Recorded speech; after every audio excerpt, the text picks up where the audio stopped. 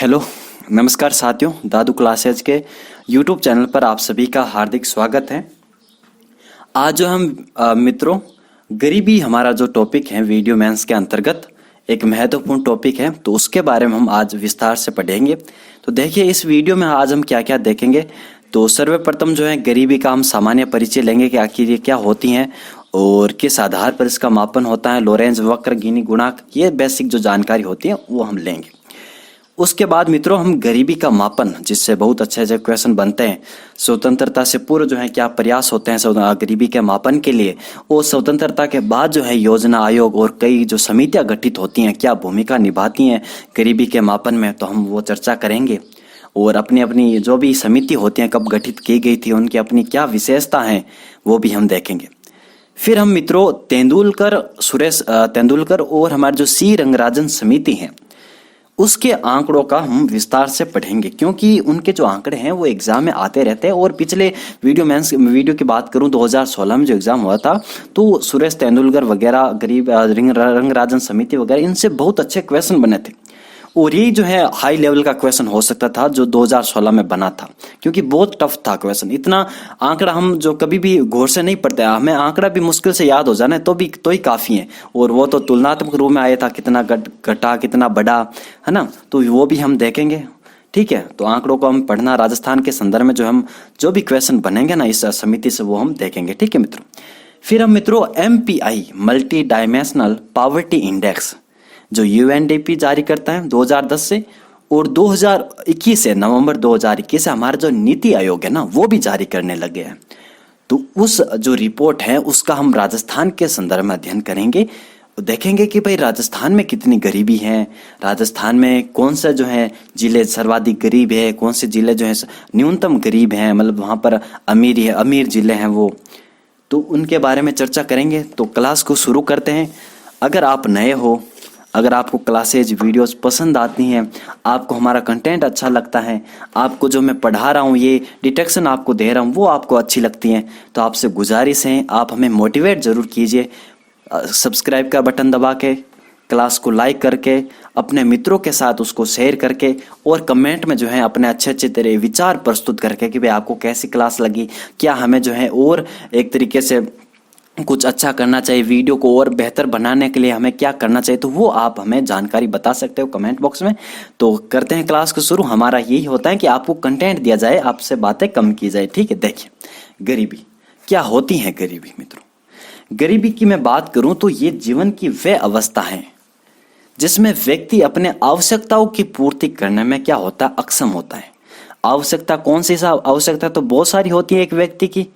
हम आवश्यकता वही जो मूलभूत आवश्यकता होती है, यानी रोटी, कपड़ा, मकान, अगर ये आपके पास नहीं है, आप इनको प्राप्त करने के लिए दर दर की ठोकरें खाते फिरते हो, तो फिर आप गरीब हो। आपने देखा होगा गरीबी को, जब आप शहरों में जाते हो, आपने ऐसे लोगों को देखा होगा जिनके पास नहीं तो रोटी होती है खाने के लिए, नहीं पहनने के लिए अच्छे से ढंग के कपड़े होते हैं, ना भी धुले हुए भी नहीं होते, पहनने के लिए नहीं होते, ना उनके रहने के लिए कोई छत होती है, वो कैसे फिरते रहते ऐसे हैं, तो उनको हम गरीब कहेंगे। ठीक है, जिनको जो अपनी मूलभूत आवश्यकताओं की क्या नहीं कर पाते, पूर्ति नहीं कर पाते मित्रों, वो हमारे कौन होते हैं, वो हमारे गरीब होते हैं। ठीक है मित्रों, हमने देख लिया गरीबी क्या होती है, लेकिन सर हमें ये बताए कि भाई ये सापेक्ष गरीबी और निरपेक्ष गरीबी क्या होती है। तो ये मित्रों जो सापेक्ष गरीबी और निरपेक्ष गरीबी होती हैं, ये हमारी मित्रों निरपेक्ष गरीबी और सापेक्ष गरीबी, ये गरीबी का मापन का एक तरीके से मैं कहूँ कि भाई गरीबी का हम मापन किस आधार पर करेंगे, तो वो हम जो सापेक्ष और निरपेक्ष के आधार पर करते हैं। सापेक्ष में जो है हम गरीबी को मित्रों तुलनात्मक आधार के रूप में देखते हैं, यानी भाई मेरे पास 1000 रुपये मान लीजिए, अब आपके पास 700 रुपये हैं, तो मैं क्या कहूँगा कि भाई मेरे जो आपके पास है वो मेरे पास से 300 रुपये कम है, मतलब आप जो है मेरे से गरीब हो गए।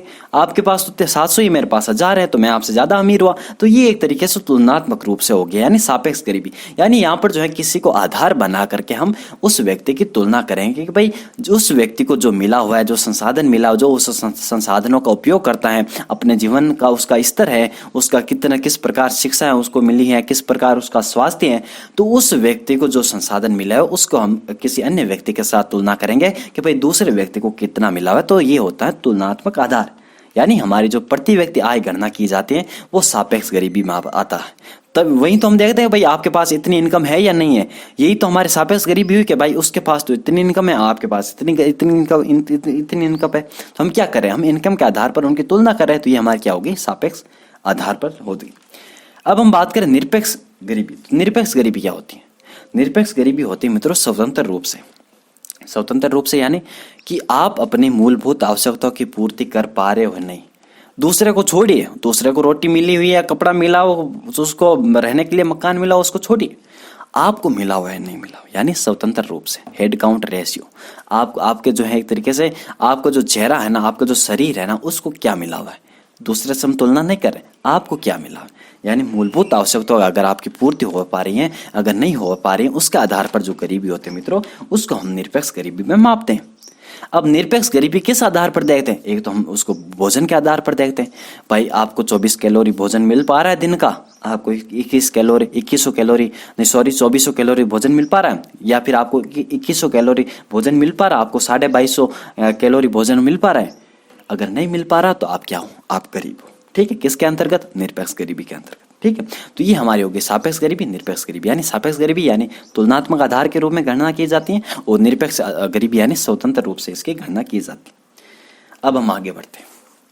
फिर मित्रों आते हैं कि जो सापेक्ष गरीबी होते हैं ना, उसमें हम जो है दो चीजों को पढ़ते हैं। एक तो हमारा लोरेंज वक्र, कौन सा पढ़ता है? लोरेंज वक्र। और दूसरा हम देखते हैं गिनी गुणांक। दोनों सेम ही है, कुछ अंतर नहीं है। गिनी गुणांक एक गणितीय रूप आ जाएगा लोरेंज वक्र का, तो गिनी गुणांक और हमारा लोरेंज वक्र पढ़ाई होगा आपने, बेसिक है ये तो। गिनी गुणांक ठीक है, लिख नहीं पा रहा हूं लेकिन आप समझ पा रहे होंगे मेरी भावनाओं को। तो लोरेंज वक्र क्या होता है सर? तो ये मित्रों जनसंख्या और आय जो वितरण होती है ना, कि भाई कितनी प्रतिशत जनसंख्या के पास कितनी आय है, तो वो हम देखते हैं लोरेंज वक्र के अंतर्गत। ठीक है, तो लोरेंज वक्र ये कहता है कि भाई कम जनसंख्या के पास तो अधिक आय है और अधिक जनसंख्या के पास कम आय है। ये लोरेंज वक्र किस प्रकार बनता है, तो आप देखिए।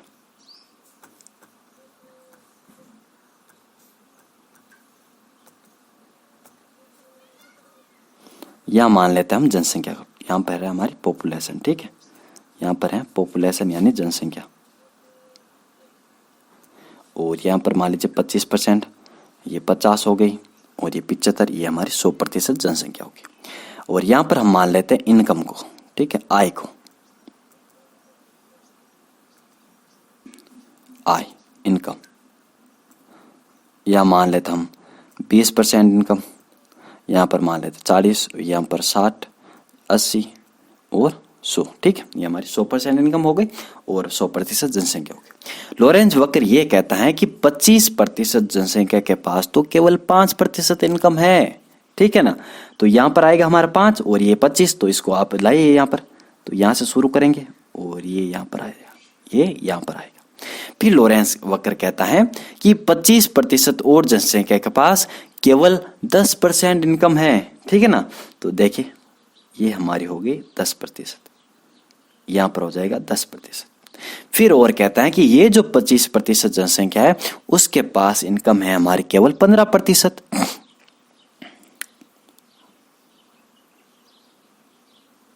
ठीक है, कितनी है? 15%, यहां पर मान लीजिए 15 आएगा। अब कहता है कि 25%, अब जो जनसंख्या बची है ना, उसके पास 70% इनकम है। कितनी इनकम है? उसके पास 70% इनकम है। तो ये 20 था, 40, 60, ये 80, तो यहाँ पर 70 आएगा बीच में। तो यहाँ पर हम लेकर आते हैं हमारे वक्र को, तो ये कुछ इस प्रकार अचानक से उठ जाएगा, ये अचानक से उठ जाएगा। तो ये हमारा होता है लोरेंज वक्र कि 75% जनसंख्या है मित्रों, उसके पास 30% इनकम है केवल, और 25% जनसंख्या के पास 70% इनकम है। तो आप देख सकते हैं कि किस प्रकार जो है जनसंख्या और आय वितरण के संबंध को दर्शाता हमारा लोरेंज वक्र। तो सर गिनी गुणांक क्या होता है? तो गिनी गुणांक भी लोरेंज वक्र का गणितीय रूप है और कुछ नहीं है। यानी गिनी गुणांक में ये देखा जाता है कि अगर यहाँ पर आपका जीरो होता है ना, यहाँ पर जीरो और एक को सूचक के रूप में आधार पर लिया जाता है कि जीरो का आधार पर होगा कि पूर्ण समानता, कि भाई जीरो है यानी एक तरीके से टोटल सब कुछ बनना सब कुछ समान है, यानी पूर्ण समानता के 25% जनसंख्या के पास 25% इनकम। तो ये हमारी क्या होती है? पूर्ण समानता। और एक हमारे होते हैं पूर्ण असमानता।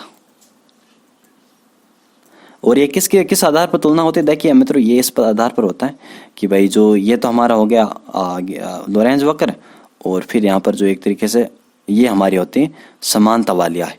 तो इनके मध्य जो डिफरेंस होता है ना, इसी को हम गिनी गुणांक कहते हैं। तो अगर यहाँ पर जो है जीरो होगा तो ये फिर सट्टी होगी लाइन, तो जीरो सट्टा होगा तो यहाँ पर पूर्ण समानता होगी, ठीक है ना, कि भाई 25% जनसंख्या 25% इनकम, 25% जनसंख्या 50% जनसंख्या 50% इनकम, 25% और जनसंख्या 25% और इनकम, यानी 75% सेम हो रहा है। तो ये क्या होगा? सट्टी हुई लाइन है। और वहीं अगर ये लाइन नीचे हो गई, यानी किस प्रकार? वहीं अगर ये लाइन, ये तो हमारा हो गया क्या? लोरेंज वक्र। और वहीं अगर ये लाइन ऐसे हो गई और ज्यादा, मतलब ये तो लाइन होगी। अब ये जिस प्रकार ये दूर हटेगी मित्रों, ये जिस प्रकार ये दूर हटेगी उस प्रकार हमारी क्या होगी? आय में जो असमानता है वो बढ़ती जाएगी। तो गिनी गुणांक ये कहता है कि भाई अगर आपका जीरो आ रहा है तो पूर्ण समानता, एक आ रहा तो पूर्ण असमानता, ठीक है। और गिनी गुणांक को जो है गरीबी मापन का सर्वश्रेष्ठ सूचक माना जाता है, ठीक है। आगे बढ़ते हैं। अब हम देखते हैं इंपॉर्टेंट चीज कि भाई गरीबी का आकलन आखिरकार किस प्रकार जो है आज हम गरीबी देख रहे हैं, उसका आकलन का इतिहास क्या है, क्या समितियां बनती है, स्वतंत्रता से पूर्व क्या प्रयास होते हैं और स्वतंत्रता के बाद जो है क्या प्रयास होते हैं। तो स्वतंत्रता से पूर्व जो है एक व्यक्ति का नाम आता है मित्रों, दादा भाई नौरोजी। दादा भाई नौरोजी क्या आता है? दादा भाई नौरोजी। दादा भाई नौरोजी उन्होंने एक पुस्तक लिखी थी, कौन सी? Poverty and un British rule in India, यानी गरीबी और जो है एक तरीके से गलत तरीके से जो है भारत में शासन चलाया जा रहा है ब्रिटिशर्स के द्वारा, उसके आधार पर उन्होंने पुस्तक लिखी। तो उन पुस्तक का नाम आपको याद रखना, क्या है उनकी पुस्तक का नाम? Poverty and un British rule in India. इस पुस्तक में उन्होंने मित्रों, पॉवर्टी आप देख पा रहे हो तो गरीबी होगा, यानी गरीबी का उन्होंने आकलन किया था। किसका आकलन किया था? गरीबी का उन्होंने आकलन किया था।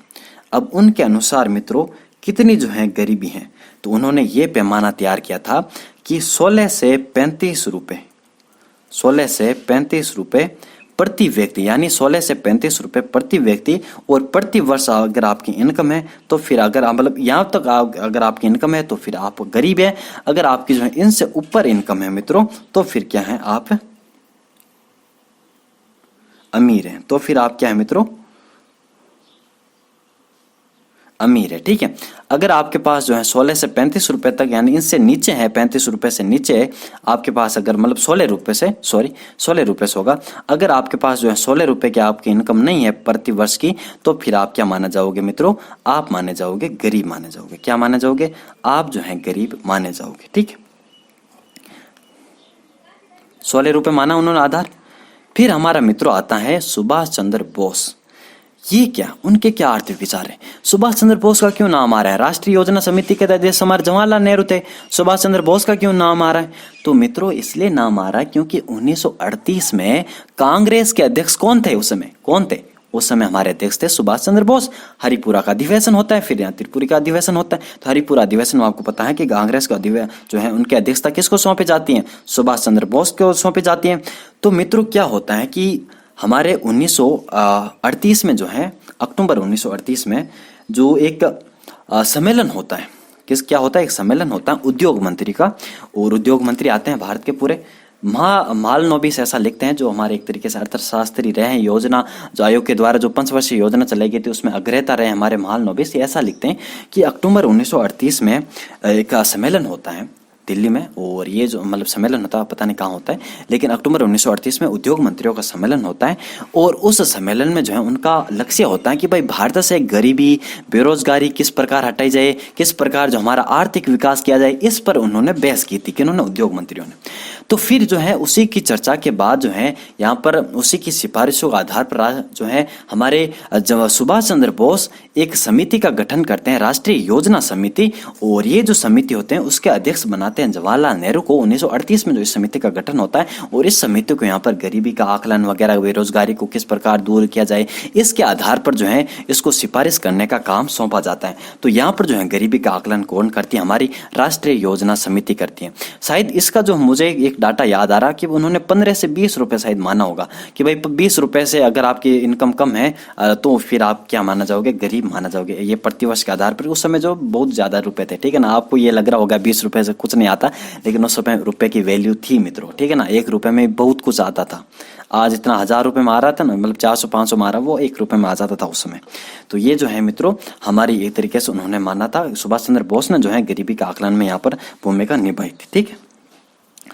अब हम देखते हैं मित्रों हमारे बॉम्बे प्लान। यही एक तरीके से ये महत्वपूर्ण प्लान था बॉम्बे प्लान।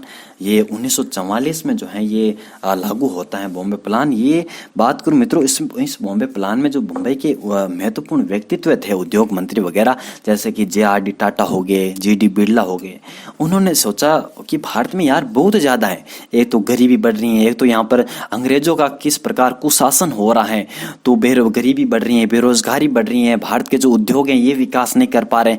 तो उन्होंने भारत का विकास करने के लिए भारत को किस प्रकार समर्थ बनाया जाए, भारत की इकोनॉमी को किस प्रकार बढ़ाया जाए, भारत की जो पर कैपिटा इनकम है, प्रति व्यक्ति आय वगैरह है, इसको किस प्रकार बढ़ाया जाए, बेरोजगारी को किस प्रकार दूर किया जाए, कृषि उद्योग इनके सेक्टर में इनका GDP में योगदान किस प्रकार बढ़ाया जाए। तो ये सारी कुछ जो है बॉम्बे प्लान में था और ये 1944 में जो है ये बनता है और इसी बॉम्बे प्लान में यहाँ पर गरीबी का आकलन किया जाता है। और यह पर एक तरीके से माना जाता है लगभग यहाँ पर 75 रुपये शायद तक मेरे हिसाब से मैं कंफर्म कर पा रहा हूँ, क्योंकि ये डाटा हमें कहीं मिल नहीं रहा।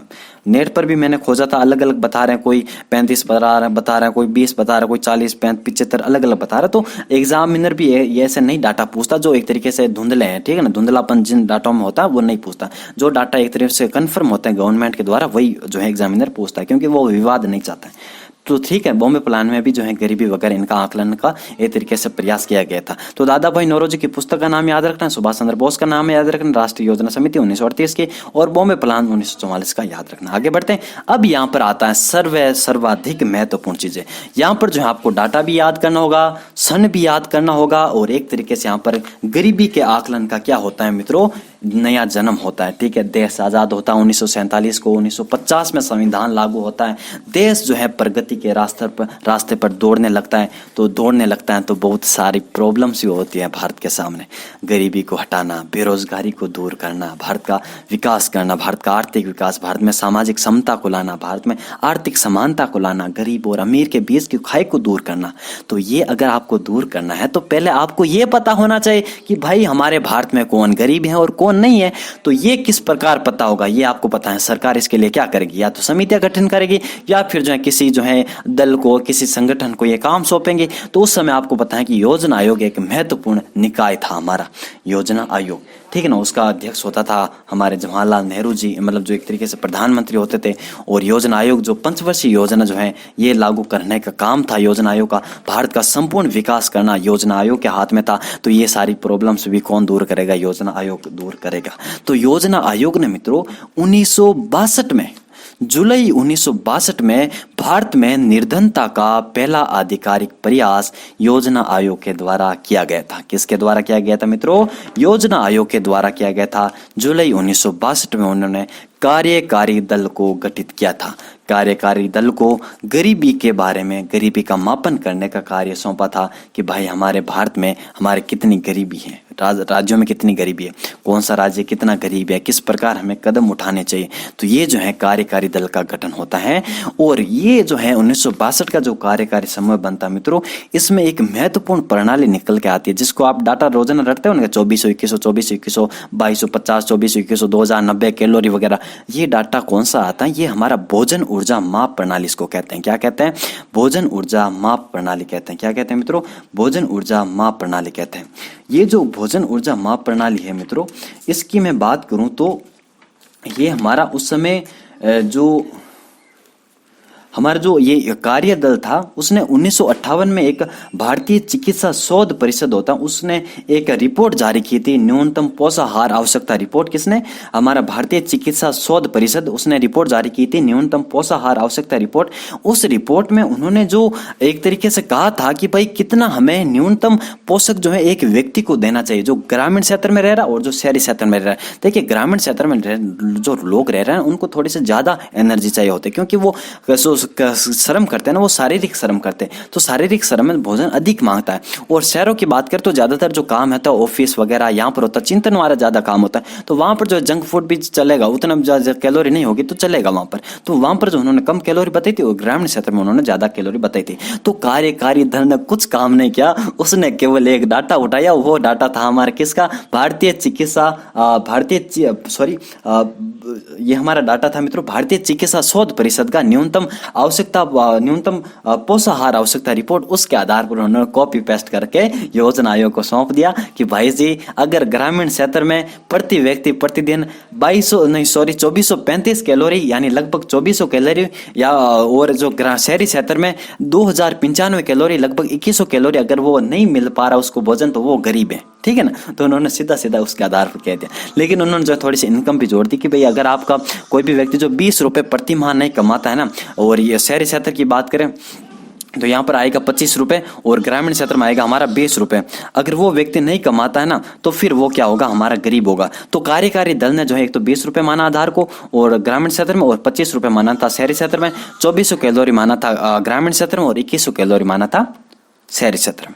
अब मैं बात करूं, ये तो हमारी ग्रामीण और शहरी क्षेत्र में हो गई। भाई संपूर्ण देश के लिए क्या है न्यूनतम कैलोरी? ये तो बताइए सर जी। ग्रामीण में तो बता दी, शहर में बता दी। अब अगर भारत में बात करें तो संपूर्ण देश के लिए न्यूनतम कैलोरी ऊर्जा प्रति व्यक्ति कितनी होगी? तो वो हमारी 2250 औसत निकाल लीजिए तो 2250 आएगा। तो 2250 कैलोरी हमारी संपूर्ण देश के लिए न्यूनतम कैलोरी ऊर्जा प्रति व्यक्ति प्रतिदिन है। अब ये जो आंकड़ा है ना, जिस आधार है ना ये कैलोरी वाला, आगे 3-4 जो समितियां बनेगी वो अपना आधार यही मानेंगे, योजना आयोग वाला सीधा कॉपी पेस्ट कर देगी। ठीक है ना?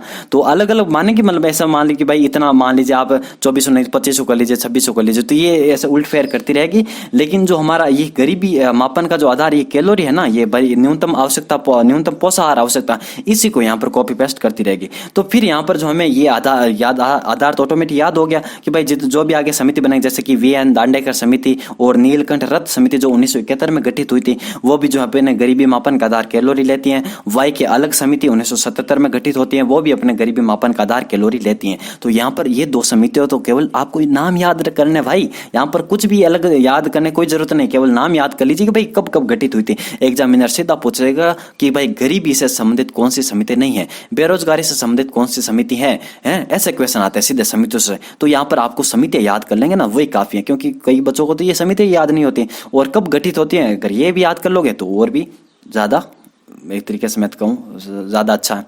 आगे हम बढ़ते हैं। अगली हमारी समिति मित्रों 1989 में गठित होती है, जो थोड़ी सी यहाँ पर हमें चीजों को याद रखना होगा। DT लकड़वाला समिति, ये थोड़ा सा अपना हट के कहती है। ये कब गठित होती है? तो ये हमारी 1989 में गठित होती है और 1993 में जो है अपनी रिपोर्ट प्रकाशित करती है। कौन सी समिति? DT लकड़वाला समिति। अब ये भी जो है गरीबी मापन का आधार अपना क्या मानते हैं? कैलोरी मानता है, लेकिन इसमें थोड़ा सा ये अलग कहती है। ये क्या अलग कहती है? ये मित्रों एक धारणा लेकर आती है जिसको हम कहते हैं अपनी जो गरीबी होते हैं ना, उसमें एक अलग ही प्रकार की एक चीज लेकर आती है। वो ये कहती हैं कि भाई मतलब DT लकड़वाला समिति ने, उसने जो निर्धनता पर, ये हमारी लकड़वाला समिति है, उसने ये जो दल था उसने अपनी रिपोर्ट 1993 में ये बताया था कि भाई प्रत्येक राज्य में मूल्य स्तर के आधार पर जो निर्धनता रेखा होती है ना, उस समय आपको पता है कि मूल्य स्तर पर माना जाता था। जिस प्रकार योजना आयोग ने 20 रुपए 25 रुपए माना था, तो उस प्रकार आप जो मूल्य स्तर पर आप देख पा रहे हो ना निर्धनता रेखा, तो ये तो अलग अलग राज्य में अलग अलग होगी। ठीक है ना? क्योंकि भाई एक मान लीजिए महाराष्ट्र है, वहां पर थोड़े से अमीर है तो वहां पर अलग गरीबी रेखा का आधार होगा। हमारा जो बिहार है वहां पर ज्यादा गरीब है तो वहां पर थोड़ा सा अलग एक तरीके से गरीबी रेखा का माना जाएगा। भाई सरकार क्या होती है? सरकारों को तो यही काम होता है, मतलब जो भी एक तरीके से ऑफिस वगैरह ये होते हैं सरकारी कार्यालय, उनका यही काम होता है कि कम से कम गरीब बताया जाए, कम से कम बेरोजगार बताया जाए, कैसे भी करके उनकी संख्या को घटाया जाए, ताकि जो हमारे प्रशंसा करें लोग, हमने इतनी गरीबी हटा दी। लेकिन आपको पता है ग्राउंड स्तर पर कितनी हटती है, आप सब जानते हैं। ठीक है ना? तो ये सब ये जो आंकड़े वगैरह ये इन कागजों में अच्छे लगते हैं। तो ये जो सरकार होती हैं, राज्य सरकारें वगैरह, ये अपना कोडिंग जो है गरीबी रेखा बना ले। बिहार वाले कहेंगे भाई महाराष्ट्र में तो 50 रुपए मान रहे हैं, अब हमारे यहाँ पर इतनी नहीं है इनकम, हम 20 रुपए मानेंगे ताकि यहाँ पर हमारे भी कम गरीब हो जाए लोग, कागजों में तो कम गरीब आए। तो डीटी लकड़वाला ने इस समस्या की ओर इंगित किया और उसने कहा कि प्रत्येक राज्य में मूल्य स्तर के आधार पर जो निर्धनता रेखा मित्रों वो भिन्न भिन्न होगी। वर्तमान में देश में लगभग 35 गरीब रेखाएं हैं, तो अब किस आधार पर मानने की कौन सा कितना गरीब है? महाराष्ट्र में जाए तो 50 रुपए मान रहा है, बिहार झारखंड में आए तो केवल 20 रुपए मान रहा है, ठीक है ना। तो फिर उसके आधार पर तो जो हमारे महाराष्ट्र के आधार पर तो बिहार में लगभग सारे गरीब हो गए भाई। इससे तो सरकार की आलोचना हो, मतलब एक तरीके से आलोचना होगी ना, उसकी निंदा होगी। तो उसने कहा डीटी लकड़वाला कि भाई यहाँ पर वर्तमान में देश में 35 गरीब रेखाएं।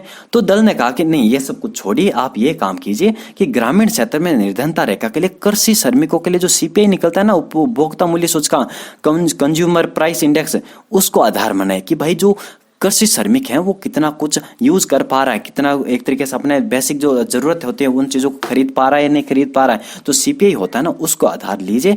जो हमारा उपभोक्ता मूल्य सूचकांक है कृषि श्रमिकों के लिए उपभोक्ता मूल्य सूचकांक हमारे ग्रामीण क्षेत्र में, और जो शहरी क्षेत्र में निवास करे तो उनके लिए औद्योगिक जो श्रमिकों के लिए जो उपभोक्ता मूल्य सूचकांक होता है उसको आप लीजिए। यानी इंडस्ट्रियल जो वर्कर्स होते हैं उनका जो उपभोक्ता मूल्य सूचकांक होता है उसको आप यूज कीजिए। और ग्रामीण क्षेत्र में जो है हमारे जो ये कृषि एग्रीकल्चर जो वर्कर्स होते हैं उनका जो सीपीआई है, कंज्यूमर प्राइस इंडेक्स, उसको आप लीजिए। तो डीटी लकड़वाला ने सीपीआई जो है उसको यूज करने का फॉर्मूला दिया था। आगे बढ़े, यही केवल हमें याद रखना है डीटी लकड़वाला से, और हमें कुछ भी याद नहीं रखना, ये याद हो जाएगा ना, यही काफी है। दूसरे यूट्यूबर्स वगैरह इतना नहीं बताते आपको जितना, ठीक है ना, ये सारे वीडियो वो क्लिक बैट होते हैं, लेकिन यहाँ पर आपको कंटेंट बहुत अच्छा प्रदान किया जाएगा। तो मित्रों, अगर आप नए हो तो फिर चैनल को सब्सक्राइब जरूर कीजिए। अंत तक यहाँ पर 26 मिनट हो गए हमारी क्लास को, और हम जो 1 घंटे में जो है इस क्लास को कंप्लीट कर लेंगे। तो अंत तक आप हमारे साथ बने रहना, आपको हर एक चीज यहाँ पर कवर हो जाएगी। आगे देखिए, अभी अगली हमारी है मित्रों एक आती है जिसको हम कहते हैं यूआरपी, जिसका मैं आगे यूज करूंगा इस वर्ड का। आखिर ये क्या होता है, यानी यूनिफॉर्म रिकॉर्ड पीरियड और मिक्सड रिकॉर्ड पीरियड, ये दोनों क्या होता है। तो देखिए मित्रों, इसमें क्या होता है, यूनिफॉर्म रिकॉर्ड पीरियड में इसमें जो है कोई जो व्यक्ति होता है ना, 1 महीने में यानी जो 30 दिन में कितना कुछ खर्च कर पा रहा है, अपनी जो जरूरतें जो चीजें होती हैं, उपभोग जो मदें होती हैं, उनको खरीद पा रहा है, तो वो किस प्रकार अपना व्यय करता है, खर्च करता है। तो ये जो है उससे संबंधित जो आंकड़े एकत्रित किया जाता है ना, उसको हम यूनिफॉर्म रिकॉर्ड पीरियड के अंतर्गत रखते हैं। यानी यूनिफॉर्म रिकॉर्ड पीरियड जिसमें 30 दिन की रिकॉर्ड अवधि में सभी उपभोग मदों के लिए उपभोक्ता व्यय संबंधी आंकड़े एकत्रित किए जाते हैं, ठीक है, यूनिफॉर्म रिकॉर्ड पीरियड में। अगला हमारे मित्रों मिक्सड रिकॉर्ड पीरियड, ये क्या होता है। तो ये होता है मित्रों, इसमें क्या होता है कि थोड़े से जो गैर खाद्य मद्य होती हैं, जैसे कि हमारा वस्त्र हो गया, जूते हो गए, चप्पलें हो गए, ऐसे पहनते हैं, टिकाऊ वस्तु हो गई, शिक्षा हो गई, और हमारे संस्था का जो मेडिकल खर्चा होता है ना, आप जानते हैं कि शिक्षा के लिए खर्च होता है और हमारा मेडिकल के लिए खर्च होता है, और फिर यहाँ पर जूते चप्पलें में खर्च करते हैं और हमारा वस्त्रों में खर्च करते हैं। वस्त्र, जूता और चप्पल, टिकाऊ वस्तुएं, शिक्षा और मेडिकल खर्च, ये जो 5 आप आते हैं ना, तो 5 गैर जो खाद्य मद है उनका आप 365 अवधि में अगर खर्च हो रहा है ना, तो उसको शामिल कीजिए। ये क्यों आ रहा है, क्योंकि दोस्तों देखिए, ये जो वस्त्र हो गए, जूते चप्पलें हो गई, फ्रिज, कूलर वगैरह, ये ऐसा तो है नहीं कि हम डेली खरीदेंगे उसको। कौन ऐसा व्यक्ति होगा जो डेली कूलर खरीदता है, डेली चप्पलें खरीदता है, डेली वस्त्र खरीदता है, डेली अपने लिए कपड़े खरीदता है। भाई एक हम इतने तो अमीर नहीं है ना कि भाई डेली ये चीज़ खरीद पाए। महीने में 1 बार हो जाए, ठीक है। जो कोई ज्यादा अमीर है तो महीने में 2 बार हो जाए, अगर मध्य वर्ग है तो वह 2-3 महीने में 1 बार हो जाए। तो ये तो हम सालों में ही मतलब 3-10 बार 4-5 बार खरीदते हैं ना, तो इसको आप क्यों महीने में काउंट कर रहे हो, उनको आप 1 साल में काउंट करो ना। भाई कोलगेट हो गया, ब्रश हो गया, साबु वगैरह हो गया, मिर्च धाना वगैरह, ये तो सब्जियां वगैरह ये तो हम खरीदते रहते हैं।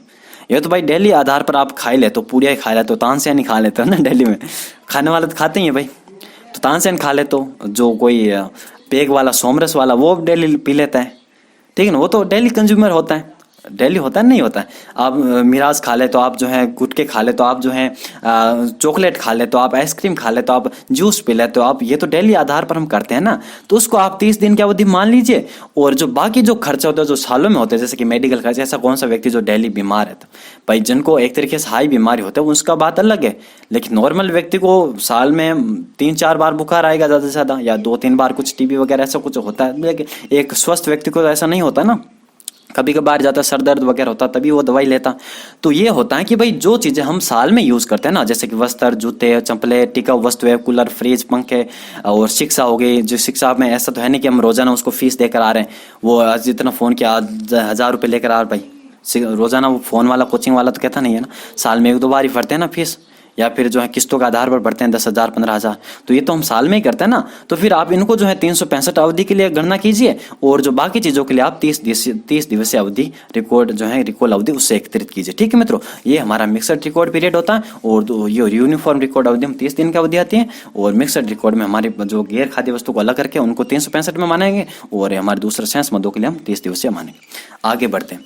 अगला हमारे मित्रों सुरेश डी तेंदुलकर समिति, जो लड़कों को, जो हमारी लड़की बहनों भाइयों को जो परेशान करती है, ये 2 समितियां रंगराजन और तेंदुलकर, इनको आई, इनका आज आपको कष्ट मेट ही देते हैं। सबसे पहले हम बेसिक इंट्रोडक्शन लेते हैं।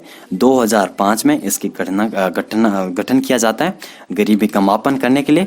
2005 में इसको कहा जाता है कि आप कुछ अलग तरीके से गरीबी का मापन कीजिए। जो हम गरीबी का मापन करें उसके आधार पर तो हमें कुछ समझ में नहीं आ रहा, कोई कैलोरी लेकर आ रहा, कुछ क्या लेकर आ रहा, आप हमें एक तरीके से बताइए। आप बताइए जो भी है ना, आपके मन में वो हमें अच्छी तरीके से बताइए कि हम इस आधार पर गरीब मानेंगे और ये इस आधार पर हम गरीबी को दूर करेंगे। भाई सबसे पहले आपके पास ये आइडिया होना चाहिए कि भाई लोगों के पास किस चीज़ की कमी है। पैसों की कमी है, पैसे दीजिए। भोजन की कमी है, भोजन दीजिए। खाने की कमी है, खाने का दीजिए। किस चीज़ की कमी है? गरीब तो ऐसा भी होता है कि भाई मेरे पास कार नहीं है, मैं तो गरीब हूँ। आपके पास कार है, मेरे पास कार नहीं है। सापेक्ष गरीबी के मैं देखे तो मैं गरीब हूँ, मैं गरीब हूँ। वो गाना भी चलाता है। तो ये तो गरीबी, मन की गरीबी होगी, लेकिन ऐसा तो नहीं है ना भाई। क्या जरूरत है आपकी, जनता की बेसिक क्या नीड्स है, उसके आधार पर बताइए कि किस आधार पर आपने गरीबी का मापन किया, और हम जो है उस आधार पर फिर गरीबी को दूर करेंगे। तो सुरेश डी तेंदुलकर समिति का गठन होता है 2005 में, और 2009 में इसने रिपोर्ट ऐसी प्रकाशित की कि वो आंकड़े हर एग्जाम में आते हैं। तेंदुलकर कमेटी के अनुसार गरीबी रेखा का निर्धारण उपभोग में, ध्यान दीजिए, उपभोग में लाए जा रहे खाद्यान्नों के अलावा 6 बुनियादी आवश्यकताओं, शिक्षा, स्वास्थ्य, आधारभूत संरचना, बुनियादी संरचना, सड़कें वगैरह, बिजली, स्वच्छ वातावरण, आपको इन्वायरमेंट अच्छा मिल पा रहा है नहीं मिल पा रहा, महिलाओं की काम तथा लाभ तक पहुंच, काम उसको कहाँ मिल पा रहा नहीं पा रहा, लाभ उनको क्या लाभ मिल पा रहा, उनको योजना से क्या लाभ मिल पा रहा, ये इनके आधार पर जो है यहाँ पर क्या होगा, उन्होंने जो गरीबी रेखा के निर्धारण में इन चीज़ों को भी शामिल किया। देखिए खाद्यान्नों के अलावा, क्योंकि आज तक तो केवल यही माना जा रहा 2400 कैलोरी भोजन मिल पा रहा, 2100 कैलोरी भोजन मिल पा रहा, नहीं मिल पा रहा तो गरीब हैं आप, तो गरीब हैं आप। तो उन्होंने, तेंदुलकर कमेटी ने कहा कि केवल आदमी की ये जरूरत नहीं होती है। अब हम आगे बढ़ रहे हैं, भारत तरक्की कर रहा है, ये तो किसी न किसी प्रकार से व्यक्ति हासिल कर ही लेगा, रोटी कपड़ा मकान। आजकल की क्या है, आजकल की जरूरत हमारी शिक्षा की जरूरत है। आपको अच्छा स्वस्थ, आपका स्वास्थ्य अच्छा होगा तभी आप देश के विकास में योगदान दे पाएंगे। आपके पास सड़कें होंगी, आपके पास बिजली होगी, तभी आपका जो है देश का विकास अच्छी तरीके से होगा। कोई आ रही है बाहर की कंपनी और कह रही है हम यहाँ पर उद्योग लगाए, वहाँ पर देखा सड़कें ही नहीं है, गड्ढे पड़े हैं 2-2 मीटर तो नीचे यहाँ पर सड़कों में, वो तो यहाँ से चले जाएगा। देश का विकास किस प्रकार होगा? केवल गरीबी को भोजन तक ही सीमित करके रखेंगे क्या? ऊपर भी उठना है भाई। जिस प्रकार अब 2009-10 आया है, भोजन की बात चली गई, 1962 की बातें थी जब भारत भूखा मर रहा था। 1966-67 में हरित क्रांति आती है, भारत आत्मनिर्भर हो जाता है खाने में। फिर सरकार अंत्योदय अन्न योजना, कई अन्य योजना लेकर आती हैं, फ्री अनाज दे रही हैं, तो फिर गरीबी तो दूर होगी आपकी। अनाज तो भाई मिल पा रहा है, सभी को राशन मिल पा रहा है ना। अब आगे बढ़ते हैं, इससे शिक्षा को शामिल करते हैं, शिक्षा मिल पा रही नहीं मिल पा रही, स्वास्थ्य को शामिल करते हैं, बुनियादी संरचना को शामिल करते हैं, आपको अच्छा वातावरण मिल पा रहा है। दिल्ली में देखिए लगभग गरीब बैठे हैं वहाँ पर, उनको अच्छा वातावरण नहीं मिल पा रहा, पर मिल तो है रहा है ऐसा, लेकिन कई कई बार स्थिति खराब हो जाती है। लेकिन ऐसा नहीं कि सांस तो ले रहे, अभी कल परसों में होकर आया दिल्ली, तो ऐसा नहीं कि भाई हम वहाँ पर सांस नहीं ले सकते, मर जाएंगे वहाँ जाना, ऐसा नहीं। लेकिन अच्छा वातावरण जो गाँव में होता है ना, ऐसा प्यूरीफाई। दिल्ली आपको पता है कि ये इंडेक्स आती है, उसके आधार पर हमारा जो भिवाड़ी जो सर्वाधिक दूषित शहर है ना, और दूसरी तरफ हम बात करें तो हमारा जो एक पूरे देश में, पूरे विश्व में अगर कोई राजधानी जो दूषित है तो वो तो हमारी दिल्ली है। तो देख पा रहे हो दिल्ली की क्या हालत है। तो ये जो है ना, ये स्वस्थ वातावरण भी आप इसमें शामिल कीजिए, और महिलाओं की विशेषकर ध्यान रखिए, क्योंकि व्यक्ति अपना किस प्रकार विकास कर लेता है, लेकिन महिलाओं के उनके काम तक जो एक तरीके से उनको क्या रोजगार प्राप्त करना है, उनको ये शहर वगैरह वहाँ नहीं जा पाते, तो उनकी पहुंच को भी देखिए कि भाई कहाँ तक जो है अपने आप को स्टैंड करती है महिलाएं, कहाँ पर अपने आप को सुरक्षित महसूस करती हैं। तो आप उन चीज़ों को शामिल कीजिए। हम एक तरीके से 21वीं सदी में आगे हैं, खाने वगैरह बातें 18वीं 19वीं सदी की बातें थी, आगे बढ़िए उससे। तो सुरेश जो तेंदुलकर समिति है उसने 6 बुनियादी आवश्यकताओं को शामिल किया था मित्रों, और उसने जो है लेकिन सुरेश तेंदुलकर अंत कर जो है उपभोक्ता व्यय पर आई थी, यानी खर्च के आधार पर ही बताया था कि भाई उन्होंने शिक्षा स्वास्थ्य सभी को शामिल करके उन्होंने बता दिया कि भाई इतना अगर आपके दिन में जो है व्यक्ति खर्च नहीं कर पा रहा है शिक्षा पर, स्वास्थ्य पर, भोजन पर, सभी चीज़ों पर, तो फिर व्यक्ति गरीब है। ठीक है ना, ये आप देख पा रहे हो, ये पैसे, ये केवल पैसे नहीं है, इसमें एड है, शिक्षा स्वास्थ्य सब एड है, सभी का खर्चा मिलाकर उसने कहा है। सुरेश तेंदुलकर की अध्यक्षता वाली इस समिति में निर्धनता रेखा के निर्धारण है तो अपने फॉर्मूले में उपभोग व्यय को आधार बताते हुए इसे अधिक जो व्यवहारिक मध्य बताए। आप जो है जीवन के लिए आवश्यक जो सामग्री है उसके तहत बास्केट ऑफ मिनिमम लिस्ट उपभोग व्यय में शामिल किया गया। यानी ये क्या बात बता रहे, कुछ भेजे माया, ये कह रहा है कि भाई जो सुरेश तेंदुलकर हमारी ये समिति है मित्रों, उन्होंने जो है एक बास्केट बनाई, एक डलिया बनाई, बास्केट बनाई, और उस बास्केट में जो आवश्यक सामग्री है उसने उसमें शामिल किया, और फिर यहाँ पर देखा कि इसका क्या खर्चा होगा, इस आधार पर उसने गरीबी मापी। किस आधार पर?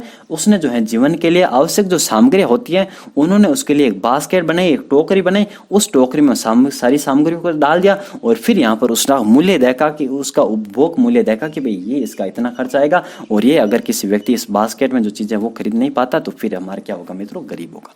तो उसने कहा 27 रुपये प्रतिदिन आता है। अंत में कितना कंक्लूजन आता है, 27 रुपये अगर प्रतिदिन कोई व्यक्ति नहीं खर्च कर पा रहा है, और शहरी क्षेत्र की बात करें तो 33, और ग्रामीण क्षेत्र की बात करें 27, और ग्रामीण अगर महीने की बात करें तो 816 रुपये, और शहर की बात करें तो 1000 रुपये प्रति माह अगर आप खर्च नहीं कर पा रहे मित्रों, तो फिर क्या हो गए, गरीब हो गए। क्या हो गए, आप गरीब हो गए। आगे बढ़े, अब हम देखते हैं कि भारत में और राजस्थान में सुरेश तेंदुलकर समिति के अनुसार कितनी गरीबी है, और फिर हम जो है तुलनात्मक अध्ययन करेंगे कि भाई तुलनात्मक हम केवल राजस्थान का देखेंगे, क्योंकि इस बार वीडियो मेंस में ये अच्छा काम किया उन्होंने कि गरीबी को केवल राजस्थान के पर्सपेक्टिव में रख दिया, क्योंकि भारत होता तो फिर और लफड़ा हो जाता मित्रों। ये भारत का डेटा देख लीजिए कि 2009-10 में जो है सुरेश तेंदुलकर के अनुसार 29.8% हमारे भारत में गरीबी थी, और 2011-12 में घट करके 21.9 हो गई, और ग्रामीण क्षेत्र में देखिए 33.8 थी, और 25.7 हो गई 2011-12 में, और 20.9 से 13। अब इन डेटा को किस प्रकार याद करेंगे, मैंने एक अच्छी ट्रिक बताई, ये भी शायद अगर आप फॉलो कर लेंगे मित्रों तो 3-4 बार आप पढ़ोगे तो आपको याद हो जाएगा। जैसे कि मैंने इसको इस प्रकार याद किया 2009-10, 2011-12। देखिए मैंने राजस्थान का याद किया, मैंने भारत का ऐसा धुंधल याद है, जैसे कि 29-21 ऐसे याद है, ठीक है ना, कुछ मतलब गौर करके नहीं, एग्जाम में भी नहीं आएगा।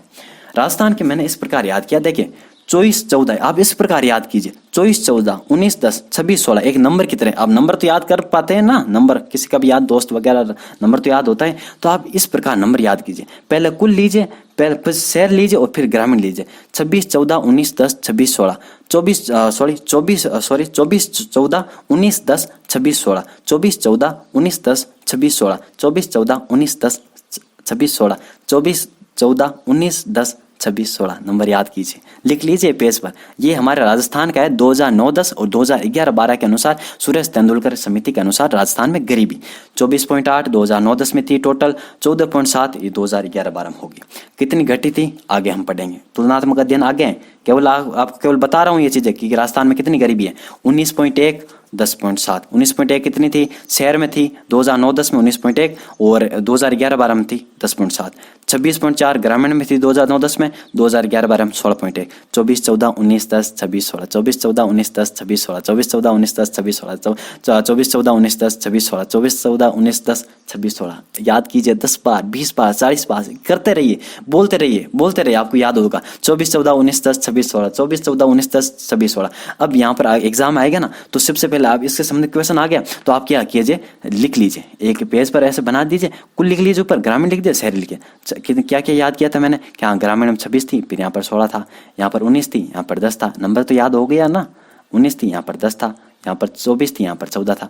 अब यहाँ पर तुलनात्मक अध्ययन पूछे तो घटा दीजिए, बढ़ा दीजिए, कितना घटी है तो आप घटा दीजिए, कि आधार पर निकल जाएगा। भाई यहाँ पर घटाएंगे, 24 में 14 घटाएंगे तो लगभग कितना आएगा, 10 आएगा। तो वहाँ पर अगर 10 से संबंधित है 10 पॉइंट समथिंग या फिर 9 पॉइंट समथिंग, तो ये आपका सही हो जाएगा। जिस पर देखिए यहाँ पर 10.1 आ रहा है तो यहाँ पर सही हो जाएगा, ठीक है ना। ये ज्यादातर गलत आंकड़ा होता है ना, वो आपके सीधा ये पूछेगा कि 2009-10 की तुलना में 2011-12 में जो जो गरीबी घटी है वो घटी है 7 घटी है। तो आप 24 में 14 घटाएंगे तो कब कहाँ 7 आ रहा है, 10 आ रहा है ना। तो ये आप इस प्रकार जो है पॉइंट समथिंग को छोड़िए, केवल आप याद रखिए 24-14-19-10 26-16। याद हो गया होगा ना। आगे बढ़ूं मैं, आगे बढ़ूं। अब यहाँ पर हम देखते हैं राजस्थान की टोटल ओवरऑल गरीबी 1993-94 में कितनी थी, 1999-2000 में कितनी थी, 2004-05 में कितनी, 2009-10 में कितनी, 2011-12 में थी कितनी थी, 2004-05 से 2009-10 में कितनी कम हुई, 2009-10 से 2011-12 में कितनी कम हुई, 2004-05 से 2011-12 में कितनी कम हुई, ठीक है ना। करते हैं, करें, ठीक है। देखो ये तो याद हो गया ना, 24-14-19-10 26-16। इसको तो मैं एक तरीके से काट रहा हूँ, ठीक है ना। और तुलनात्मक रूप में कैसे बताया, 24 में 14 घटा दो 10 हो गया, 19 में 10 घटा दो 9 हो गया, 26 में 16 घटा दो 10 हो गया ना याद, ठीक है ना। 24-14-19-10 26-16। आगे देखो 1999 और 2000 का देखते हैं। 1993-94 सर्वाधिक थी मित्रों 27.41 थी, कितनी थी, 27.41। फिर 2004-05 में देखिए 1993-94 में मित्रों ये हमारी डीटी लकड़वाला समिति के आधार पर ये बताए जा रहे हैं। किसके आधार पर बताए जा रहे हैं, ये जो हमारी हैं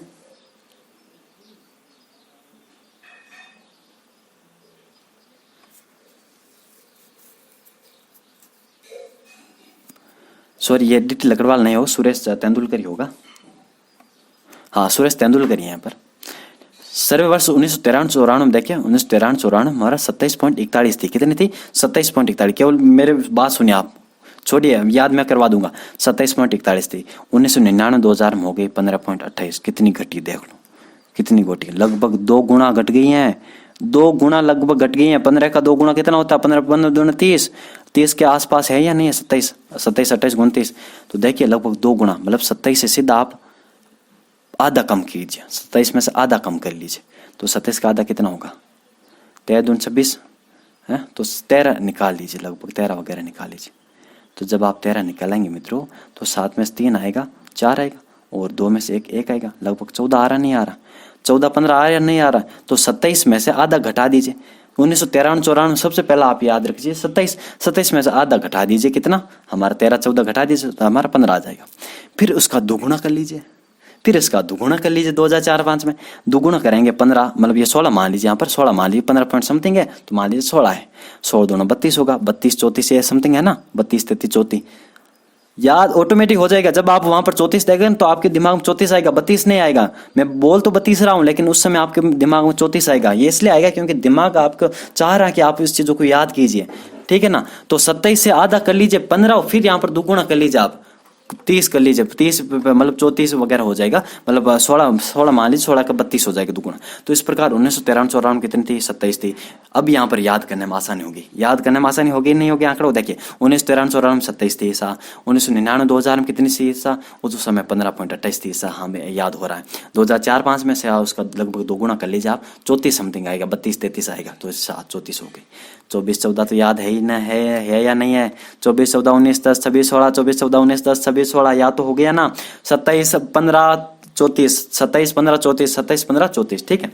अब मित्रों ये जो आप आंकड़ा देख रहे हो ना 26 46 30 49, ये ग्रामीण शहरी, ये आप भले ही मत याद कीजिए। ये ग्रामीण शहरी का केवल आप 2009-10 और 2011-12 का आधार पर कर लीजिए, और अगर आप में हिम्मत है तो 2004-5 का भी याद कर लीजिए, क्योंकि यहाँ पर हम तुलनात्मक अध्ययन करेंगे थोड़ा सा। देखिए 2009-10 से 2011-12 में कमी कितनी हुई, तो 24 में 14 घटाऊंगा लगभग 10 आएगा, 19 में से 10 घटाऊंगा लगभग 9 आएगा, 26 में 16 घटाऊंगा लगभग 10 आएगा, ठीक है। याद हो गया। 2009-10 है, 2011-12 में कमी। 34.14 में से 24 घटाऊंगा लगभग कितना आएगा, 10 आएगा, नहीं आएगा, लगभग 10 आएगा। 29 में 19 घटाऊंगा लगभग कितना, 10 आएगा।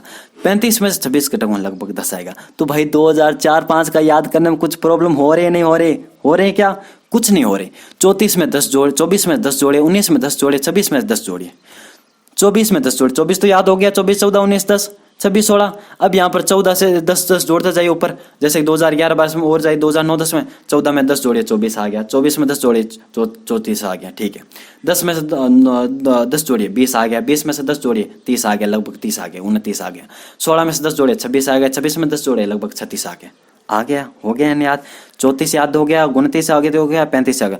एक बार मेरा वीडियोज और देख लेना, आपको याद हो जाएगा। अब मैं इतना ही रुकूंगा यहाँ से, और अब मैं आपको एक महत्वपूर्ण चीज़ बता देता हूँ कि 2009-10 में जो हमारे राजस्थान में निर्धन कितने थे मित्रों, हमारे 167.0 थे। किसके अनुसार, हमारे सुरेश तेंदुलकर के अनुसार 167.0 लाख, यानी 1,67,00,000 कितने थे, 1,67,00,000 ग्रामीण, मतलब जो निर्धन थे हमारे भारत में, मतलब राजस्थान में गरीब थे। कितने थे, 1,67,00,000, 1,67,00,000, 1,67,00,000, 1,02,00,000 थे हमारे 2011-12 में। कितनी कमी हुई 2009-10 से, कमी हुई 64.1। कितनी कमी हुई 64.1, यानी 64 लाख की कमी हुई है। अब यहाँ पर चाहो तो आप 167 याद कीजिए और 64 याद कीजिए, या फिर 102 याद कीजिए, या फिर 64 याद कीजिए, या फिर 102 याद कीजिए, या फिर 64 याद कीजिए। जो आपको इजी लगे वो याद कीजिए, क्योंकि अगर आप 2 डाटा को याद कर लोगे तो एक ऑटोमेटिक आप निकाल लोगे जोड़ करके या घटा करके। मैं मानूं तो आप 167 और 64 याद कीजिए, क्योंकि काफ़ी इजी रहेगा। 167 64, 167 64, 167 64, 167 64, 1,67,00,000 और 64 लाख। अब 1,67,00,000 में 64 लाख घटाऊंगा तो 1,02,00,000 आ जाएगा। वो हमारे 2011-12 में गरीब थे। अब मैं आपको और भी बता देता हूँ कि भाई, ठीक है ना, और मैं वो बताऊंगा आपको 2009-10 में भाई ग्रामीण कितने गरीब थे। वो मुझे लगता है कि वो रंगराजन का याद कर लेना, ठीक है ना। वैसे मैं आपको अंत में बता दूंगा, लेकिन वो नहीं एग्जाम आएगा, क्यों फालतू में ये दैन कर रहे हो। ये अगर याद कर लोगे ना वही काफ़ी है मित्रों, और मुझे नहीं लगता यहाँ से क्वेश्चन बनेगा, क्योंकि 2016 के वीडियो में बन चुका है ये क्वेश्चन। अगला हमारे मित्रों की सी रंगराजन समिति बनती है, बहुत ही ज़्यादा इंपॉर्टेंट है। क्यों इंपॉर्टेंट है, क्योंकि ये कुछ अलग ही लफड़ा कर देती है। लफड़ा ये करती है, आजकल आप सुनते हो ना डाइट वाले लड़कों को, डाइट पे जाते हैं, इतना हम प्रोटीन लेते हैं, इतना हम कार्ब्स लेते हैं, इतना हम कार्बोहाइड्रेट लेंगे, इतने हम किलो विटामिन लेंगे। ये लफड़ा रंगराजन कहता है, रंगराजन करता है, बहुत ज़्यादा शहरी होता है। कहता है साहब मैं तो इतना प्रोटीन लूँगा, मुझे इतना वसा दीजिए, मुझे इतना मिनरल्स दीजिए, खनिज दीजिए, मुझे इतना कार्ब्स दीजिए। तो वो लफड़ा करता है रंगराजन, रंगा हुआ आदमी है तो ऐसा ही करेगा। तो रंगराजन समिति में मित्रों ये गरीबी मापन का आधार वही है, कैलोरी वगैरह, और ज़्यादातर इसका कैलोरी होता है, लेकिन ये प्रति माह के आधार पर भी बताते हैं कि भाई प्रति रुपए कितना होगा, क्योंकि आपको पता है खाने के लिए खर्च भी करना पड़ता है रुपए। तो गरीबी मापन का आधार कैलोरी के रूप में मापता हमारा प्रोटीन और वसा ये शामिल करते हैं। और रंगराजन समिति के अनुसार 2155 कैलोरी अगर आप मिल पा रहे हैं ग्रामीण क्षेत्र में तो आप गरीब नहीं हो, और 2090 कैलोरी आपको मिल पा रहे हैं तो फिर आप गरीब नहीं हो शहरी क्षेत्र में। 2155 2090, और अभी हमने कौन से आंकड़े देखे थे, 2400 और 2100, लगभग 2435 था, और ये हमारा 2095 समथिंग था, तो इसको हमने लगभग माना था, और ये हमारा 2200 2250 लगभग था। और वैसे मित्रों मैं एक बात बताऊं, जैसे कि आप 2009-10 में इसके आधार पर भी कैलोरी अलग अलग थी, लेकिन कोई नहीं पूछता कि 2009-10 में उसकी कितनी कैलोरी थी, ग्रामीण क्षेत्र की कितनी कैलोरी। केवल 2400-2100 याद कर लेना, वही काफ़ी है भाई, ठीक है ना। और ये 27-33 याद कर लेना, 816,000 याद कर लेना। और यहाँ पर 25 रुपये मानते हैं ग्रामीण क्षेत्र में रंगराजन, और शहरी क्षेत्र में प्रति व्यक्ति प्रतिदिन खर्चा मानते हैं 47। और ये अगर महीने में देखें 30 से गुणा कर लेना भाई, एक डाटा याद कर लो ना, कुछ तो लॉजिक लगा लो। 32 का 30 गुणा कर लेना तो 972 आएगा, और 47 का 30 से गुणा कर लेना 1407 है। एक महीने में 30 ही दिन तो होते हैं ना, तो प्रतिदिन का खर्च 47 आ रहा है शहर में, और हमारा ग्रामीण में आ रहा 32, और यहाँ पर 27 आ रहा था और शहर में 33 आ रहा था। अब देखिए रंगराजन समिति क्या कहता है कि प्रोटीन की बात करें तो 48 ग्राम आपको ग्रामीण क्षेत्र में प्रोटीन मिलना चाहिए और 50 ग्राम आपको शहरी क्षेत्र में है तो मिलना चाहिए। और वसा की बात करें 28 ग्राम वसा मिलनी चाहिए और 26 ग्राम शहरी क्षेत्र में। वैसे भी आपको होता है गांव से जुड़े हुए लोगों को दूध वगैरह ही पसंद होता है, दूध प्रोटीन वगैरह, तो वैसे उनके प्रोटीन तो वैसे ही होता ही है। और वसा की बात करें तो भैंस का दूध पिया तो वसा बहुत ही फेट गणी हुआ है भी, मैं तो कहना कहीं भैंस बात करना तो फेट ही फेट है भी। तो 28 ग्राम जो है वसा ग्रामीण में दोनों ही काफ़ी हैं। तो प्रोटीन में थोड़ा सा शेयर यहाँ पर अधिक है, 50 ग्राम चाहिए होता है उनको, और प्रोटीन में ग्रामीण में कम चाहिए 48 ग्राम। यहाँ पर उल्टा हो जाता है, वसा में 28 इनको चाहिए और 26 उनको चाहिए, तो 2155 और 2090 के दो। ठीक है, आगे बढ़े। अब हम देखते हैं कि भाई भारत में कितनी गरीबी है रंगराजन के अनुसार। तो 38.2 थी 2009-10 में, और फिर यहाँ पर 29.5 हो जाती है 2011-12 में, 35.1 शहरी में है और 26.4 इसमें है, 29.0 इसमें है, 30 के इसमें। ज्यादातर इनमें अंतर होता है ना, तो 9-10 इसका अंतर होता है। तो ये एक याद कर लीजिए, या तो 38 याद कर लीजिए, 29 याद कर लिया, 35 कर लीजिए, 26 कर लिया, 39, 30, 35, 26, 38, 29 घटाएंगे तो लगभग 9-10 यही निकलेगा ना। तो क्या दिक्कत आ रही है मुझे बताओ, याद करने में क्या दिक्कत आ रही, क्यों आप फालतू में ये मचा रखा था हाहाकार, आंकड़े बहुत कठिन होते हैं, कुछ नहीं होते हैं। अभी याद किए हमने 24, 14, 19, 10, 26, 16, फिर मैंने कहा 34, 29, 35, यानी 14, 24, 34, 10, 19, 29, 16, 26, 36। क्या करना है, एग्जाम जाना वहां पर सीधे लिख लेना, ऐसी सारणी बना लेना, फिर यहाँ पर तुलना कर लेना उसके अकॉर्डिंग। ये मैंने बताया 167 और 64, कुछ कठिन है क्या, कुछ भी नहीं है। और ये बताइए 29, 21, 20, 13, ये शायद याद हो तो कर लेना। केवल ये याद रखना कि भाई 2011-12 में राष्ट्र भारत में कितनी गरीबी थी, 21.9 थी, और 2009-10 में 29.8 थी। और रंगराजन समिति के अनुसार 29.5 थी। जो 2009-10 में सुरेश तेंदुलकर ने बताई थी गरीबी, वो हमारे 2011-12 में मान रहे हमारे रंगराजन, क्योंकि रंगराजन ने आधार अलग बता दिए थे, प्रोटीन लेकर आओ, वसा लेकर आओ।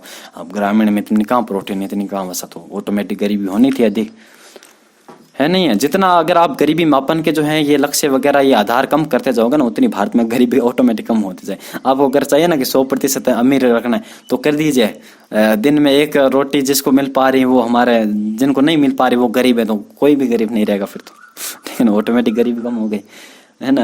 गरीब मापन के आधार पता नहीं किस आधार पर होते हैं, लेकिन जो भी हैं हम पढ़ना तो होता है मित्रों।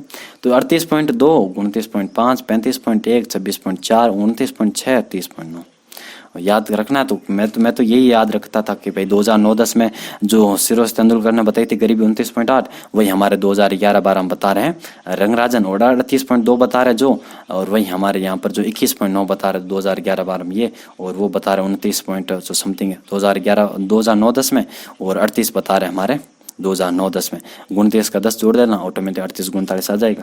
तो 10 का, बस 10 का डिफरेंस है, कुछ नहीं है, सब जगह 10, यहाँ पर भी 10, 10, 16, यहाँ पर एक थोड़ा सा अलग मिलेगा जो मैं कहूँगा ज़्यादा इंपॉर्टेंट है। इसलिए इंपॉर्टेंट है क्योंकि रंगराजन समिति से क्वेश्चन नहीं बना है, सुरेश तेंदुलकर से तो बन गया है। रंगराजन से केवल इतना ही बना है कि राजस्थान में कितने गरीब है, रंगराजन से ये नहीं बना कि कितनी गरीबी घटी है। तो रंगराजन को ज़्यादा ध्यान देना मित्रों, रंगराजन का मैं कह रहा हूँ क्वेश्चन आएगा, नहीं आएगा तो कोई बात नहीं, आएगा तो आपके लिए अच्छा होगा, नहीं आएगा तो और भी अच्छा होगा। देखिए क्या सबसे पहले याद करना, इसके आंकड़े भी थोड़े टिपिकल है क्योंकि यहाँ पर 10 का अंतर नहीं आएगा, किसी में भी एक में आएगा, वो भी 11 का होगा लगभग। देखिए 33.5 है 2009-10 में रंगराजन समिति के अनुसार राजस्थान में गरीबी, 21.7 है रंगराजन के अनुसार हमारे राजस्थान में 2011-12 में गरीबी, 33 और 21।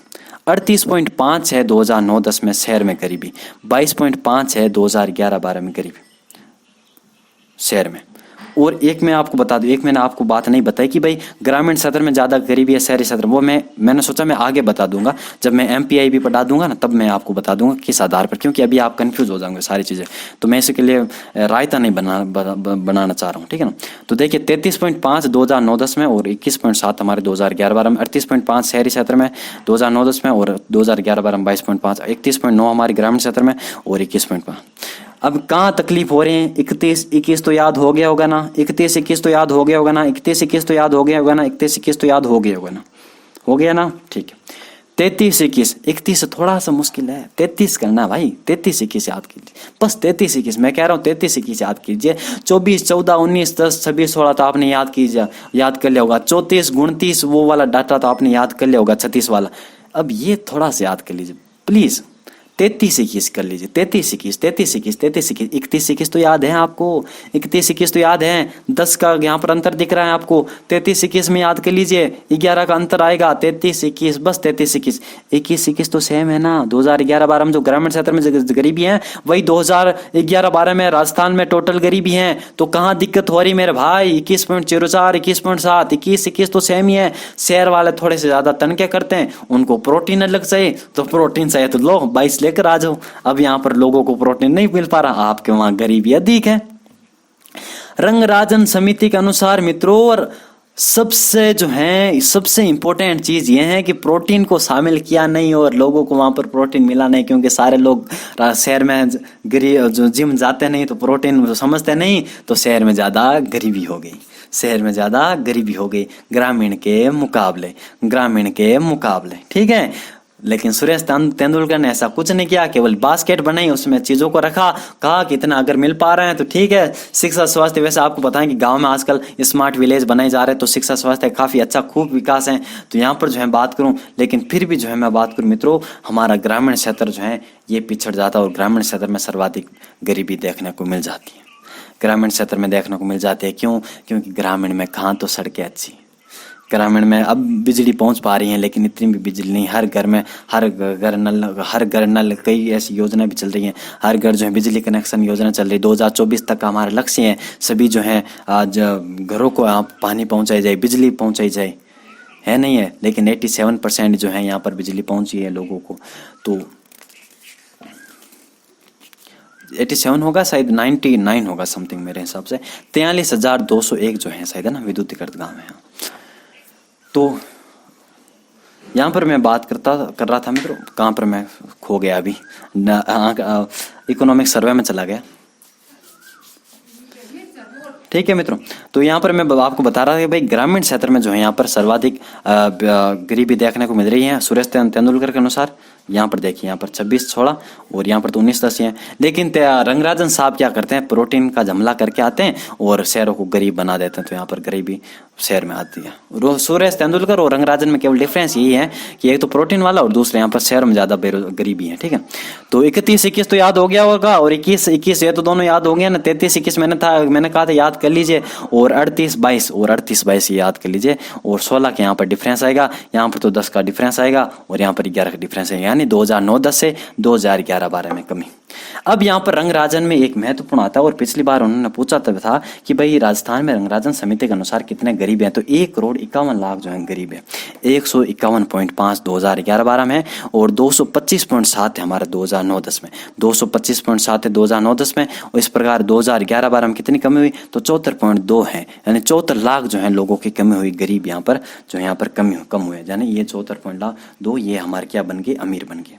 64.1 शहर में गरीब थे, यानी 64 लाख, और 39 लाख यहाँ पर जो है 2011 में गरीब थे।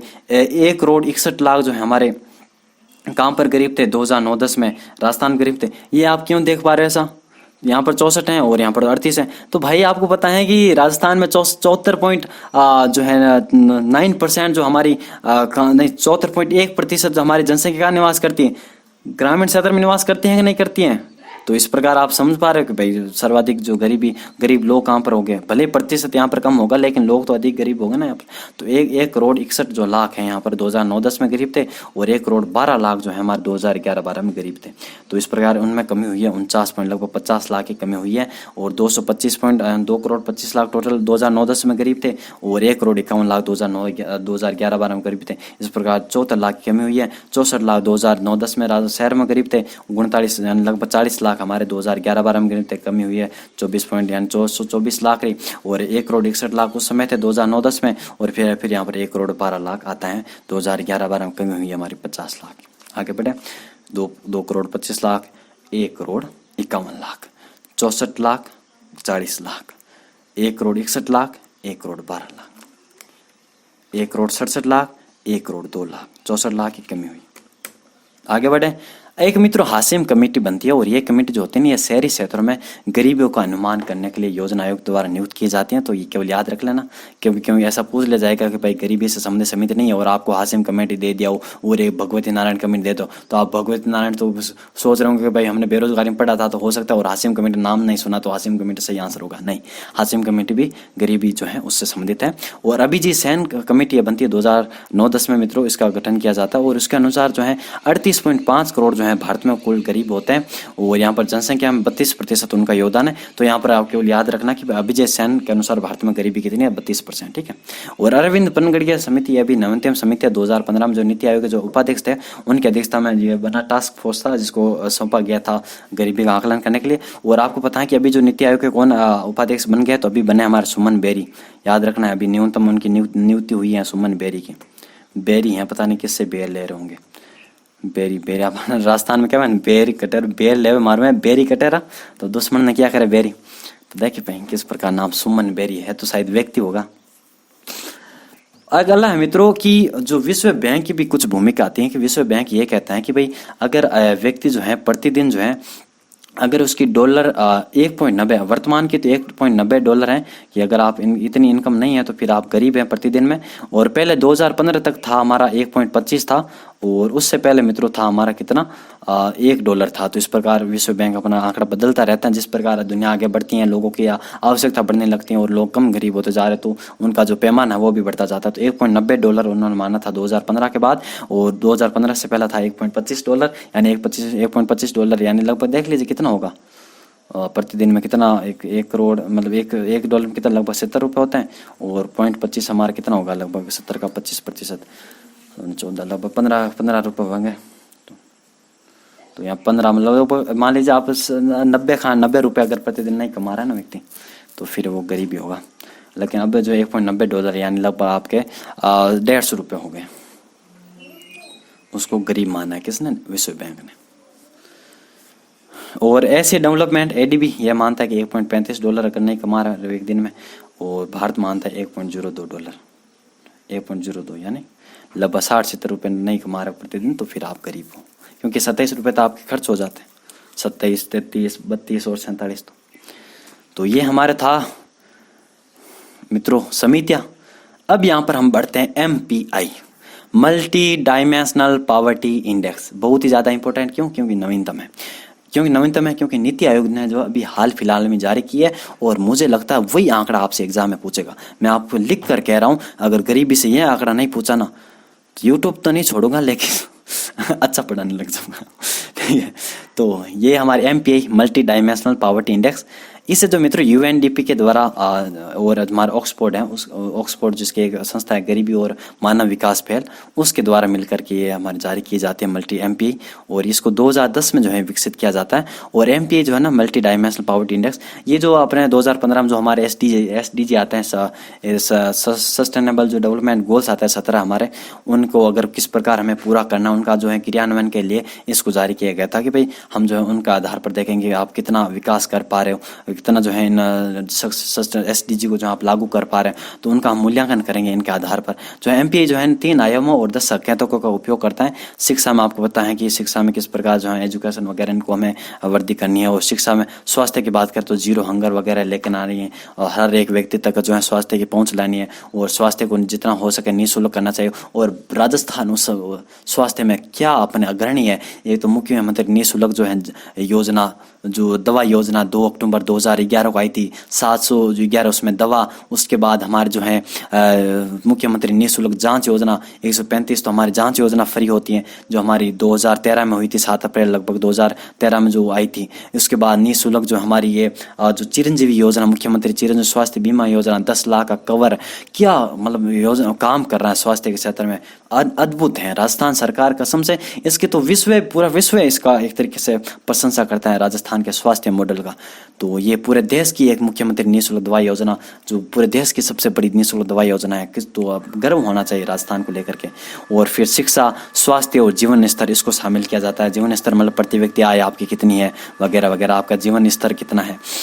किस प्रकार का आप स्टैंडर्ड हैं, आप किस कारों में घूम रहे हो, कहाँ रह रहे हो, तो ये जीवन स्तर आपको अच्छे स्वास्थ्य मिल पा रहा, अच्छा वातावरण मिल पा रहा, नहीं मिल पा रहा है, आप कहाँ तक जीवन प्रत्याशा आपका कितने कितने वर्ष तक जो है भारत की जीवन प्रत्याशा लगभग 65 है ना, 65 वर्ष मतलब एक व्यक्ति जीता है भारत में, तो आपका क्या जीवन स्तर वगैरह है। तो शिक्षा, स्वास्थ्य और जीवन स्तर को यहाँ पर 3 आयामों को शामिल करके इस MPI को निकाला जाता है। MPI रिपोर्ट मित्रों ये एक तो हमारी UNDP के द्वारा जारी होती है और दूसरी हमारी जो है नीति आयोग है ये भी जारी करता है। तो नीति आयोग ने मित्रों हाल फिलहाल में यानी नवंबर 2021 में पहली बार जारी की है और ये जो है भारत में पहली बार जारी की है, जिसका आधार कौन सा था, तो नेशनल फैमिली सर्वे जो 2015-16 का था, यानी 4th जो सर्वे था नेशनल हेल्थ फैमिली सर्वे, तो ये जो उसके आधार पर जो है यहाँ पर भारत में पहली बार नेशनल MPI यानी जो राष्ट्रीय मल्टी डायमेंशनल पॉवर्टी इंडेक्स वो जारी किया था, किसने, हमारे नीति आयोग ने नवंबर 2021 में। और UNDP की बात करें तो ये हमें 2010 से जारी करती आई है। तो सितंबर 2021 के अनुसार जो है भारत का स्थान कौन सा था, तो 62वां था, आपको याद रखना है। अभी हाल फिलहाल में कोई रिपोर्ट नहीं आई, ये सितंबर 2021 के आपको याद रखना है, तो करंट अफेयर्स में पढ़ा ही होगा शायद। 62वां स्थान है कुल 107 देशों में। और नीति आयोग जो है NMPI जारी करती है, तो उसके अनुसार भारत का जो है स्थान कितना है, तो 66वां है, कुल 109 देश मानती है और 66वां स्थान भारत का मानता है नीति आयोग। अब हम बात करते हैं राजस्थान के संदर्भ में जो है MPI कितना है। तो राजस्थान में जो है MPI के अनुसार जो है राजस्थान में निर्धनता कितनी है, तो 29.46% यहाँ पर निर्धनता है। और यहाँ पर जो है MPI कितना है यानी मल्टी इंडेक्स कितना है, तो 0.14 जो इसके अंक है। और यहाँ पर बात करें जिस पर आप देख पा रहे हैं MPI, ये हमारा हैंड काउंट रेशियो मतलब निर्धनता का अनुपात है कितना, 29.46% निर्धनता का अनुपात है। और राजस्थान का जो भारत में स्थान है 8वां और पूरे भारत का जो है नीति आयोग के अनुसार 66वां और राजस्थान का भारत में है 8वां। और 8वां ये आपको पता है कि शायद मेरे हिसाब से EPI में भी 8वां होना चाहिए शायद, है ना, जो एक्सपोर्ट करता है भारत। एक तो हमारे 11वां अभी हाल फिलहाल में जो जारी हुआ था, और उससे पहले जो है ईज ऑफ डूइंग वगैरह वो जारी होती थी, 8वां था उसमें शायद। तो राजस्थान में जो सबसे गरीब जिला मतलब MPI के अनुसार मतलब कहाँ पर जो है सर्वाधिक हमें गरीबी देखने को मिल रही है, तो बाड़मेर में लगभग कितनी 56.13% जो है गरीबी है हेड काउंट रेशियो। और उसकी MPI कितने, तो ये आपको याद नहीं रखना, केवल राजस्थान की MPI याद रख लेना 0.14 और राजस्थान का हेड काउंट रेशियो 29.46 मतलब एक तरीके से अनुपात है, प्रतिशत याद रख लेना 29। आपने आंकड़े याद किए हैं ना 29, 19 वगैरह, तो आपको याद ही होगा, ऐसा तो है नहीं डिफिकल्ट लगा आपको। और राजस्थान में सबसे अमीर जिला यानी कहाँ गरीबी कम है, तो झुंझुनू में हमारी गरीबी कम है 12.20 और बाड़मेर में 56, ठीक है। और देख लीजिए 3 जिले जो सर्वाधिक गरीबी कौन से जिले, तो बाड़मेर, जैसलमेर और प्रतापगढ़। और न्यूनतम गरीब जिला कौन कौन से, तो झुंझुनू, कोटा और सीकर। और ग्रामीण की बात करें तो राजस्थान में कितनी ग्रामीण गरीबी है, तो 32.55 है। और शहरी गरीबी है 11.52। और ये अगर हम इसी का निकालेंगे औसत तो हमारा 29.46 वगैरह होगा, ठीक है। 32, 11, 29.46 NMPI है ना, याद हो गया होगा ना, ठीक है। और भारत की बता देता हूँ, तो 25% हमारे भारतीय। मैं भारत की इसलिए बता रहा हूँ क्योंकि ये आंकड़े ये बन जाएगा सीधा कि भारत में जो है राजस्थान की तुलना में अधिक गरीबी है, नहीं गलत है, राजस्थान में भारत की तुलना में अधिक गरीबी है। और ये कितनी है, राजस्थान में तो 25.01 ही है, और भारत में राजस्थान में तो 29.46 है, भारत में 25.01 है। और राजस्थान की MPI कितनी थी, 0.14 यानी 0.14। और हमारी भारत की कितनी है, 0.11, 0.11 या 0.12 मान लेना, कोई नहीं, 8 आ रहा है तो 12 मान लीजिए, 0.12 और 0.14। तो आप देख सकते हैं कि राजस्थान के यहाँ पर कम है MPI, तो इसके कारण राजस्थान में सर्वाधिक गरीबी है 29.46। और भारत के यहाँ पर MPI कम है, तो यहाँ पर 25.01 जो है क्या है मित्रों, गरीबी है भारत में। और भारत में ग्रामीण गरीबी 32 है, जिस प्रकार हमारी राजस्थान की थी सेम ही है। लेकिन जो भारत में शहरी गरीबी कम है 8.51 है। और राजस्थान की बात करें तो 11.52 थी, लगभग 12 थी, ठीक है, 8, 12। यही था हमारा टॉपिक। और आगे जो हम जो भी पीछे और भी फैक्ट वगैरह बच जाते हैं मैं उनको भी लेकर आ जाऊंगा। और हमारे जो गरीबी और बेरोजगारी को दूर करने की जो योजना है उनको मैं एक वीडियो में आपको बता दूंगा। तो मिलते हैं आपसे नेक्स्ट वीडियो में, धन्यवाद। चैनल को सब्सक्राइब जरूर करना भूलना नहीं। वीडियो देख लिया तो आप प्लीज़ इसको लाइक करना और दोस्तों के साथ शेयर करना कि भाई इससे अच्छा कंटेंट मुझे नहीं लगता किसी ने करवाया होगा, ठीक है ना। मिलते हैं आपसे नेक्स्ट वीडियो में, धन्यवाद मित्रों, बाय बाय।